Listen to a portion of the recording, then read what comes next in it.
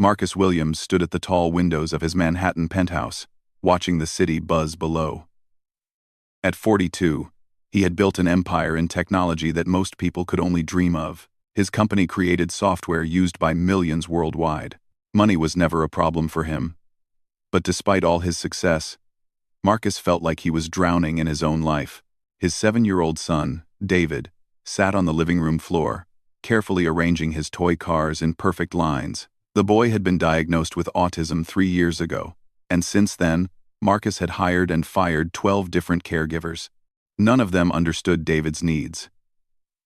None of them could handle his meltdowns when his routine changed. None of them lasted more than a few months. Marcus's wife, Sarah, had left them 2 years ago. She said she couldn't handle the stress anymore. She couldn't understand why David needed everything to be exactly the same every day. She couldn't accept that their son would never be the child she had dreamed of having. When she walked out that door, she took Marcus's heart with her, leaving him to figure out how to be both mother and father to a child who needed more patience than he knew how to give. The doorbell rang, interrupting his thoughts. Marcus checked his watch. It was exactly 9 in the morning, which meant the new housekeeper had arrived. This would be number 13. He had almost given up hope of finding someone who could not only clean his home but also help him care for David. Marcus walked to the door and opened it to find a woman in her early 50s standing in the hallway. She was tall and elegant, with kind eyes that seemed to hold years of wisdom. Her hair was pulled back neatly, and she wore simple but clean clothes. She carried a small bag and held herself with quiet dignity. "Good morning, Mr. Williams," she said with a warm smile. "I'm Grace Thompson. The agency sent me." Marcus nodded and stepped aside to let her in. Grace walked into the apartment with confident steps, looking around at the space that would become her workplace. The penthouse was beautiful, but felt cold. Expensive furniture sat perfectly arranged, but there were no family photos on the walls. No signs of the warmth that should fill a home where a child lives. "This is a lovely home," Grace said politely, though Marcus could tell she was being kind rather than honest. "Thank you," Marcus replied, his voice tired. "Let me show you around and explain what the job involves." As they walked through the apartment, Marcus explained his expectations. Grace would work Monday through Friday, 8 hours a day. She would clean, do laundry, and prepare meals. But most importantly, she would need to help with David when Marcus was working. He explained about David's autism, his need for routine, and his difficulty with changes. "The previous housekeepers couldn't handle him," Marcus said bluntly. "David can be challenging. He doesn't like strangers. He has very specific ways he likes things done. If you think this will be too much, it's better to know now." Grace listened carefully to everything Marcus told her. She asked thoughtful questions about David's routines, his favorite foods, and what made him feel safe.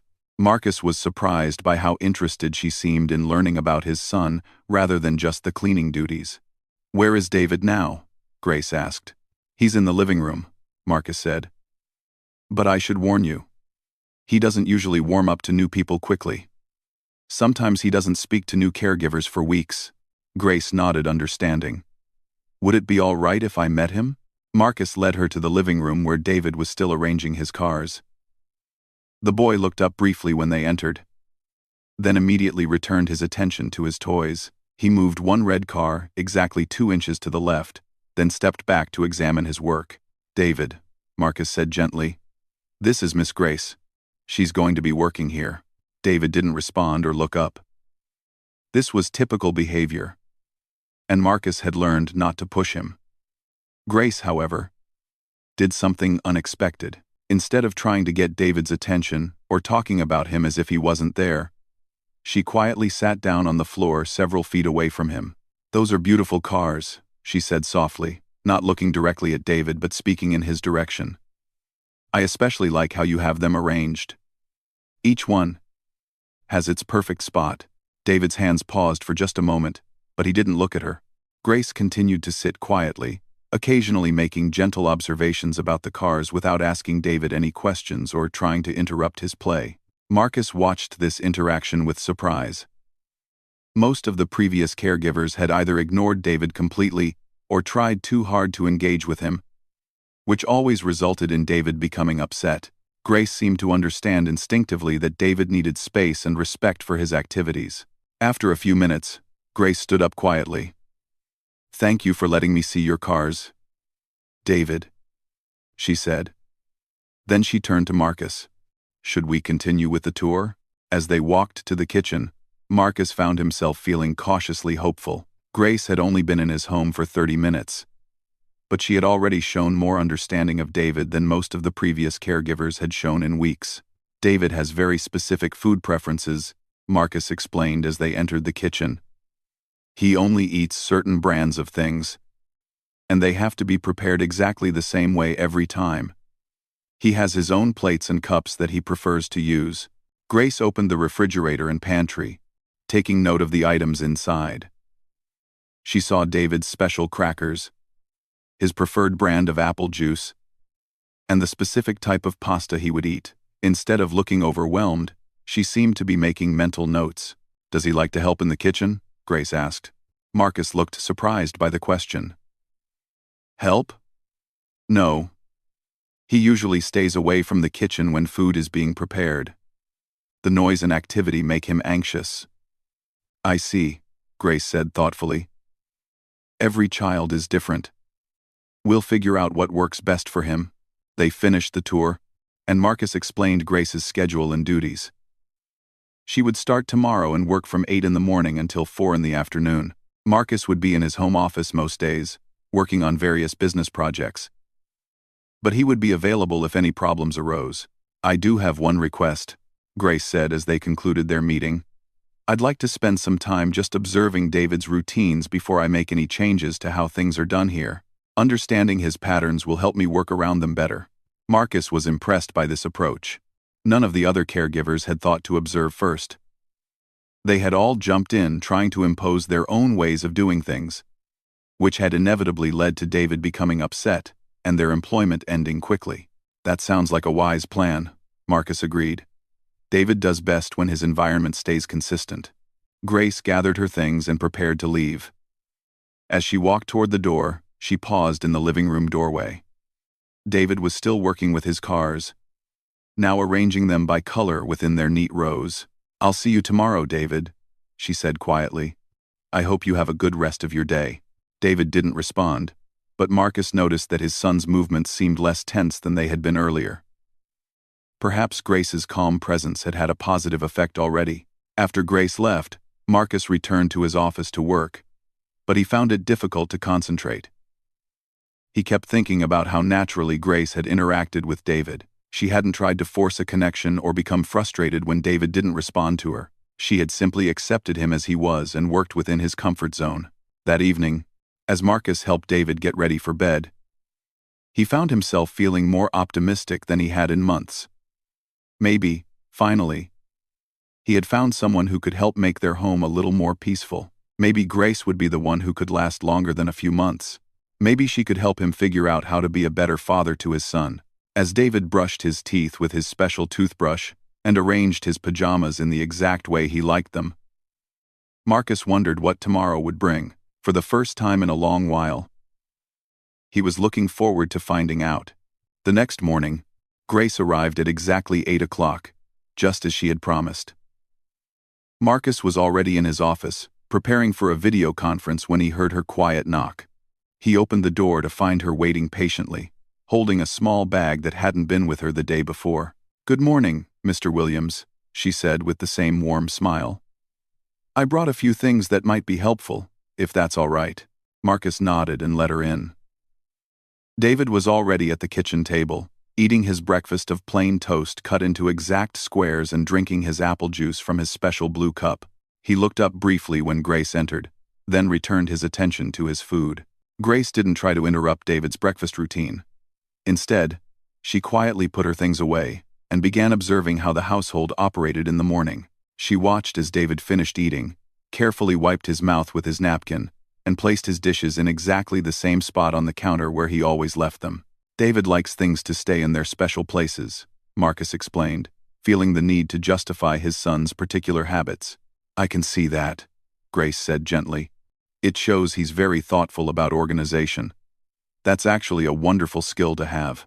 Marcus paused, surprised by her positive interpretation of David's behavior. Most people saw David's need for routine as problematic or difficult. Grace saw it as a strength. After David went to the living room to begin his morning playtime, Grace started her work.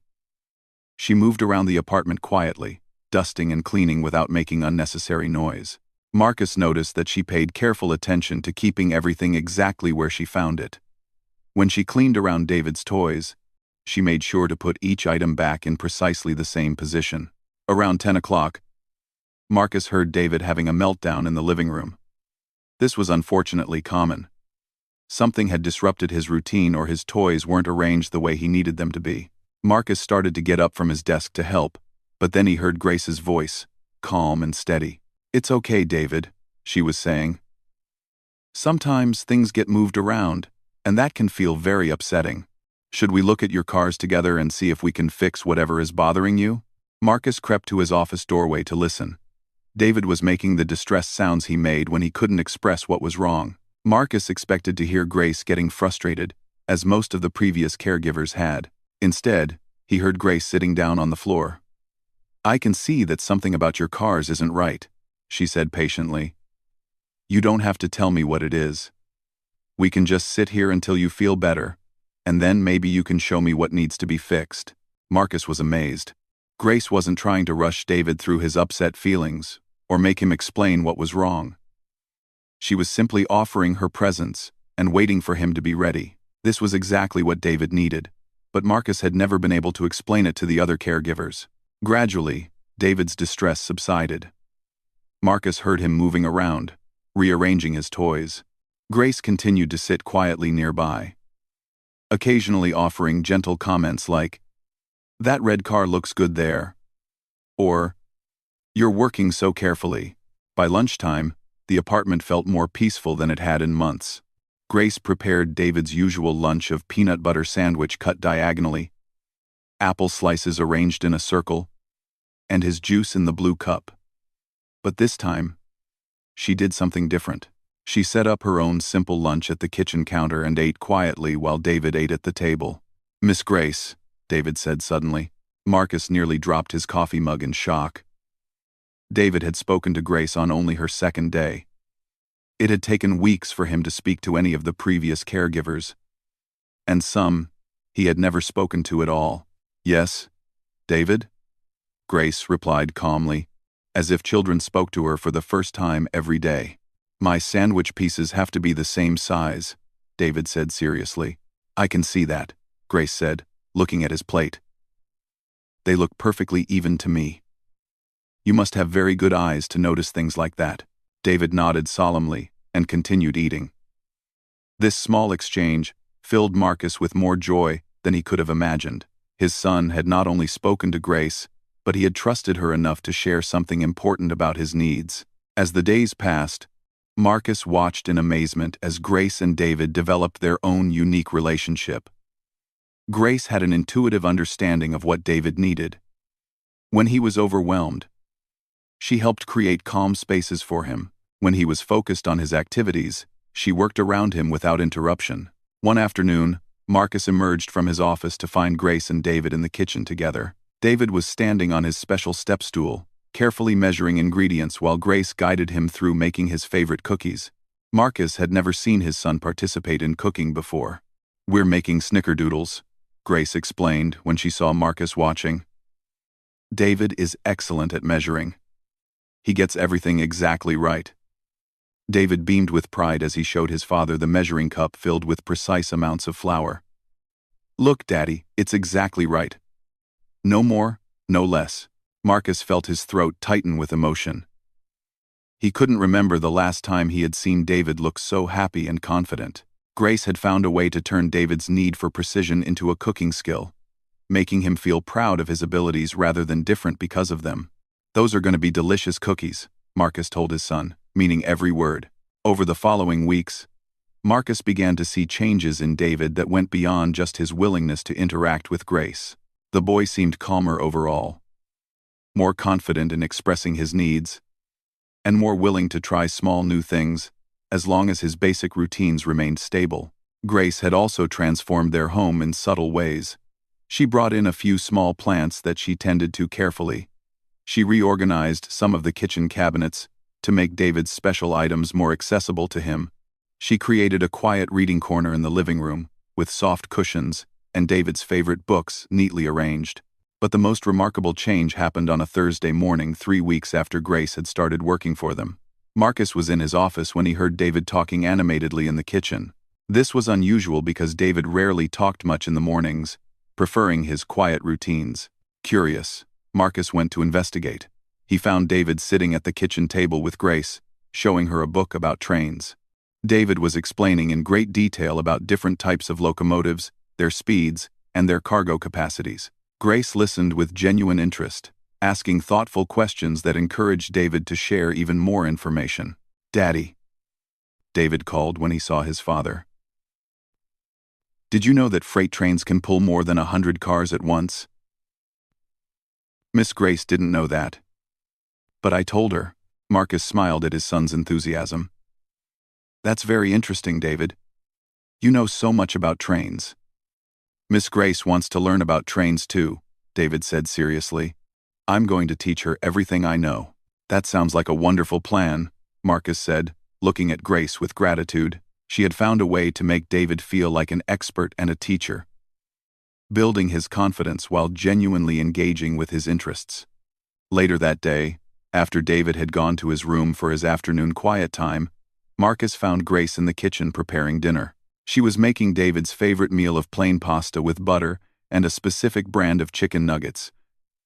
But she was also preparing a more varied meal for Marcus. "Grace," Marcus said, "I want to thank you for everything you've done for David. In just a few weeks, you've made a bigger difference in his life than anyone has been able to make in years." Grace looked up from her cooking with a modest smile. "David is a wonderful child, Mr. Williams. He just needed someone to understand his language. Every child has their own way of communicating and connecting with the world. David's way is very logical and organized. Once you understand that, it becomes easy to work with him." Marcus marveled at Grace's wisdom. She had put into simple words what he had been struggling to understand for years. David wasn't difficult or challenging. He just had his own way of experiencing the world, and that way deserved respect and understanding. "You've made such a difference for both of us," Marcus said sincerely. "I hope you'll consider staying with us for a long time." Grace's eyes sparkled with warmth. "I'd be honored to stay, Mr. Williams. David and I are just getting started on his train lessons. I have a lot more to learn." That evening, as Marcus tucked David into bed, his son surprised him with an unexpected comment.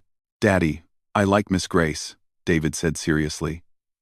"She understands about my things being in the right places. And she wants to learn about trains."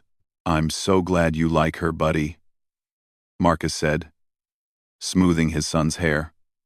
"She likes you too." "1.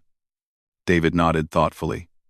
"She makes good cookies, and she doesn't try to move my cars when she cleans." "Those are very good things," Marcus agreed. "Daddy," David said as Marcus was turning off the light. "Yes, son? Can Miss Grace stay with us? Not like the other ladies who went away?" Marcus felt his heart swell with emotion. "I hope she can stay with us for a very long time, David." As Marcus left David's room, he reflected on how dramatically their lives had changed in just a few short weeks. Grace had brought something to their home that had been missing for years: understanding, patience, and genuine care. She had seen David not as a child with problems to be fixed, but as a unique individual with his own strengths and needs. For the first time since Sarah had left, Marcus felt like they might actually be building a real family again. Not the perfect family he had once imagined, but something even better. A family built on acceptance, understanding, and unconditional love. 2 months had passed since Grace became part of the Williams household, and the transformation was remarkable. David's meltdowns had become rare occurrences. He was speaking more each day, sharing his thoughts and interests with both Grace and his father. The apartment that had once felt cold and tense now hummed with the warmth of genuine connection and understanding. Marcus had started working shorter days, spending more time with David in the evenings. Grace had helped him understand how to connect with his son in ways that respected David's unique needs. She taught Marcus that David's love of routine could be turned into special father-son traditions, like their nightly ritual of organizing David's books together, or their weekend morning walks to the same park where David liked to count the pigeons. On this particular Friday morning, Marcus was in his office finishing up some important contracts when he heard David playing in the living room. Grace was doing laundry nearby, humming softly as she worked. The peaceful sounds of his home made Marcus smile as he focused on his computer screen. David had been working on a new project all week. Grace had helped him create a detailed train schedule for all his toy trains, complete with departure times, destinations, and cargo information. David took this project very seriously, updating his schedule every day and making sure each train departed and arrived exactly on time, according to his carefully planned timetable. "The 9:47 Express is ready for departure," David announced seriously from the living room, moving one of his trains along its designated track. "All aboard," Grace called back cheerfully from the laundry room, playing along with David's elaborate train game. Marcus heard David giggle, a sound that still filled him with joy every time he heard it. Before Grace came into their lives, David had rarely laughed or shown such open happiness. Now these moments of pure joy happened multiple times every day. Around 10:30, Marcus heard a crash from the kitchen, followed by the sound of something breaking. He immediately recognized the sharp intake of breath that meant David was becoming distressed. Marcus started to get up from his desk, but Grace's calm voice carried down the hallway. "It's okay, David. I just dropped a glass. Everything is fine." But Marcus could hear the beginning sounds of David's anxiety building. Changes in his environment, unexpected noises, and disruptions to the peaceful atmosphere could still trigger David's overwhelmed feelings, even with all the progress he had made. Marcus quietly made his way toward the kitchen to see if Grace needed help. What he saw when he reached the doorway made him stop in his tracks. David was standing in the kitchen doorway, looking distressed by the broken glass and the disruption to his quiet morning. Grace had quickly cleaned up most of the mess and was kneeling down at David's eye level. "David, sweetie, I know that scary sound was very unexpected," Grace was saying gently. "Sometimes accidents happen, even when we're being careful. But look, I've already cleaned it up, and everything is safe and back to normal." David's breathing was still rapid, and Marcus could see he was struggling with the sudden change in his environment. Grace reached into her pocket and pulled out a small, smooth stone that David had given her weeks ago after one of their walks in the park. "Remember our special stone?" Grace asked softly. "You found this for me because you said it was perfectly smooth and would help me feel calm. Should we hold it together for a minute until your worried feelings go away?" David nodded and reached for the stone. Grace placed it gently in his small hands, covering them with her own larger ones. They sat quietly together for a few moments, David focusing on the smooth texture of the stone while Grace's steady presence helped him regulate his emotions. "Better?" Grace asked after David's breathing had returned to normal. "Better," David confirmed, but he didn't let go of Grace's hands right away. "Miss Grace?" David said quietly, looking up into her kind eyes. "Yes, honey?" David was quiet for a long moment, clearly thinking carefully about what he wanted to say. Marcus held his breath, wondering what important thought his son was processing. "You take care of me like mommies are supposed to," David said seriously. "You help me when I'm scared, and you understand about my things being in the right places, and you make my favorite foods, and you teach me about cookies and listen to my train facts." Grace's eyes began to well up with tears, but she kept her voice steady. "I do love taking care of you, David. You're a very special boy." David nodded solemnly. "My real mommy went away because she didn't understand about my things needing to be right. But you understand everything about me." Marcus felt his own eyes filling with tears as he watched this tender conversation unfold. David said, as if he were introducing himself, I think maybe I could call you Mommy. If that would be okay. Because that's how you take care of me." The words hung in the air like a gift. Grace looked stunned and deeply moved. Tears were now flowing freely down her cheeks, but she was smiling through them. "Oh, David," she whispered, "that would be the greatest honor of my life. But only if it feels right to you, and only if your daddy thinks it's okay too." David turned toward the doorway where Marcus was standing, having heard his father's quiet breathing. "Daddy? Is it okay if Grace is my mommy? Not instead of you being my daddy, but like another parent who understands me?" Marcus stepped into the kitchen, his own emotions threatening to overwhelm him.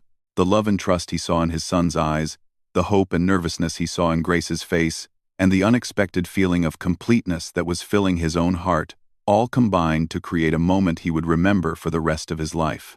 "David," Marcus said, kneeling down to join Grace and his son, "I think that would be absolutely perfect. Grace loves you very much, and you love her too. That's what makes a family, not just rules or biology, but love and understanding and taking care of each other." David beamed with happiness. "So Grace can be my mommy? If Grace wants to, and if you want her to, then yes," Marcus said, looking at Grace with profound gratitude. "Mommy Grace," David said experimentally, trying out the new title. Then, with more confidence, "Mommy."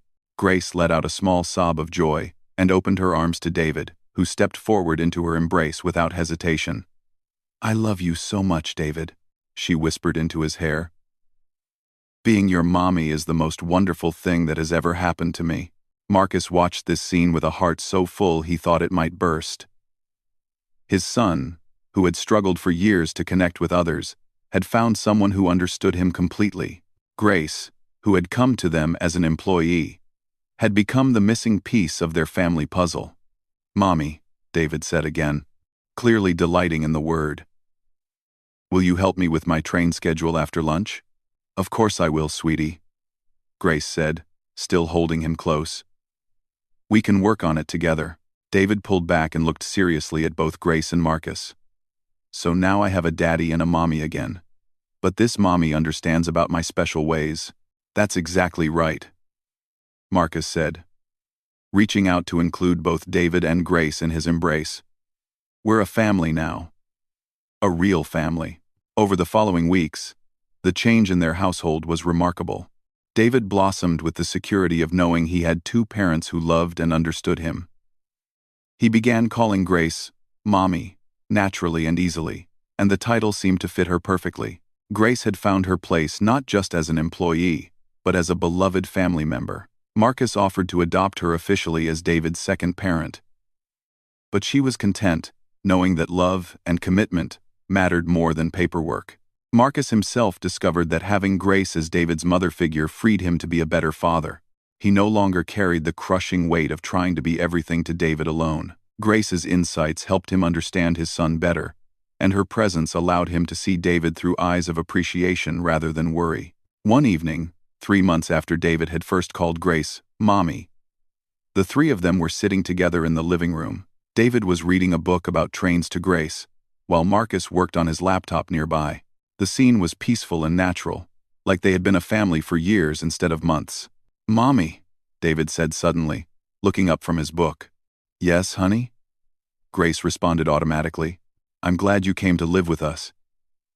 Before you came, Daddy was sad a lot, and I was scared a lot. Now we're all happy." Grace looked over at Marcus, and they shared a smile of perfect understanding. "I'm glad I came to live with you too, David," Grace said softly. "You and Daddy have made my life complete." Marcus closed his laptop and joined them on the couch. "You know what, David? I think you're absolutely right. We're all much happier now that we're together." David snuggled between his two parents, content in the knowledge that he was loved, understood, and safe. Grace held him close, marveling at how this little boy had changed her life so completely. Marcus wrapped his arms around both of them, grateful for the unexpected way their family had been formed.